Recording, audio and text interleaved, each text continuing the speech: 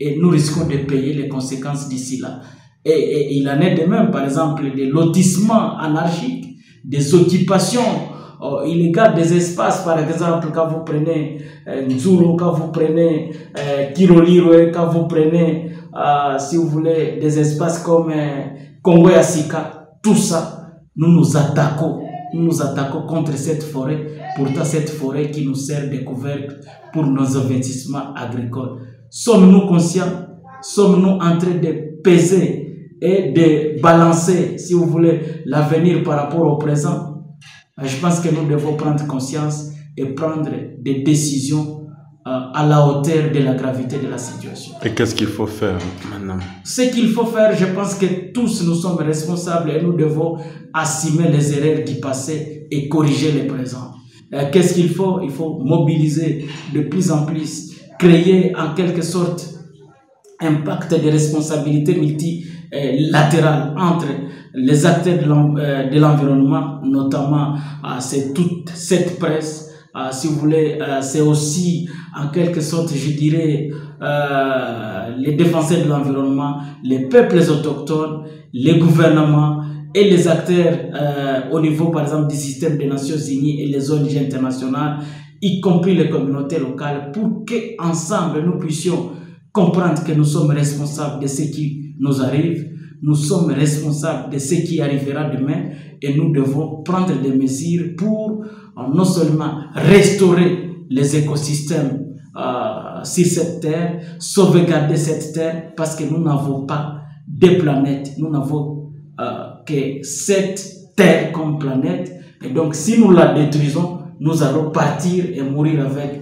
cette terre. Et nous devons prendre conscience et prendre des mesures à la mesure du possible pour sauver. Et ça engage non seulement des actions en termes, si vous voulez, des réformes juridiques institutionnelles, des réformes en termes de pratiques locales, mais aussi il faut que la conscience au niveau collectif soit mobilisée, sensibilisée pour que, par exemple, des questions liées à la gestion des déchets, des gestions de plastique, des transports adaptés par rapport à l'urgence climatique, soit dans notre quotidien. Et je pense que c'est possible si tout le monde nous prenons conscience par rapport à nos erreurs du passé et éviter que nous soyons jetés dans la poubelle de l'histoire. Oui, Maître Olivier, merci. C'est à moi de vous remercier. Moi, je suis Olivier Ndove. Est-ce que la population wakaji wamekusha kutirer leçon kulingana na tunaishi masiku makatastrophe? Watu wanakufa, maji inabeba watu, manyumba nini? Kwa maoni yako kama vile mtaalamu wa mazingira, unaona comportement yetu inaendelea kuwa namna gani? Nikizani comportement yetu mpaka hivi sisi sote, que ça soit ba gouvernants comme ba gouvernés, ba acteurs politiques, ba investisseurs au niveau si vous voulez un investissement ya sauvegarde sociale, si sote tu à prendre conscience que tout en face il y a situation yenye iko lié kunani ku propre irresponsabilité yetu au niveau historique, mais aussi propre irresponsabilité yetu du fait que tuko ba ingrat vis-à-vis ya terre, tuko ba inconscient par rapport ya hii planète yetu yenye seule planète yenye Mungu alitupatia.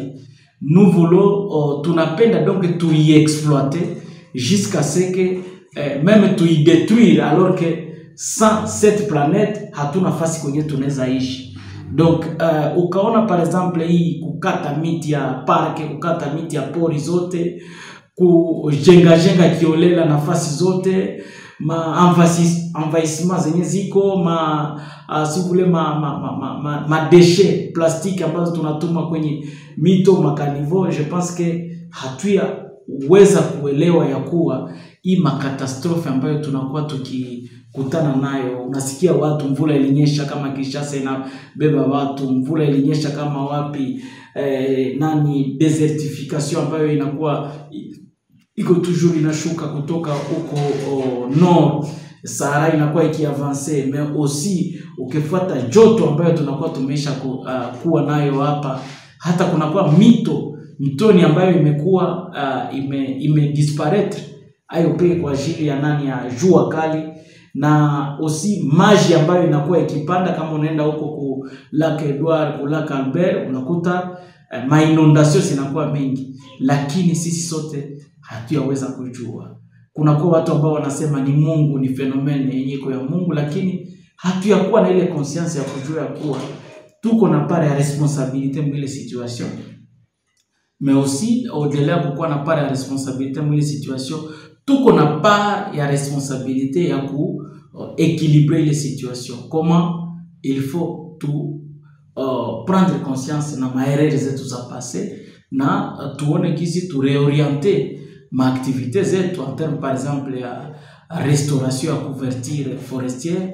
Comment est-ce que mwingine yapata sawa Goma watu wanaweza jenga na wakimbize miti fasi yote, meme mapave zenye ziko zinajengeo hautakuta un peu à côté assez peut-être kuko plan ya kuweza kutia hata quelques arbres zenye zinaweza permettre même ku séquestrer ne fiske empreinte carbone, kwa sababu Goma tunakuwa na gari nyingi, na hii gari zote zinakuwa juste ni magari par exemple za nani za zenye zinautilize système ambayo inapoliwe nani nature, mais hatuna système ou bien politique urbanistique yenye na permettre kuséquestrer ile manani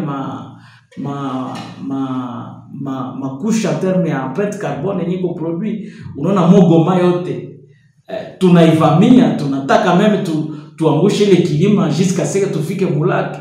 Et prochainement, lorsque les gens vont sentir que il y a de plus en plus de conséquences, nous allons encore continuer juste à pleurer.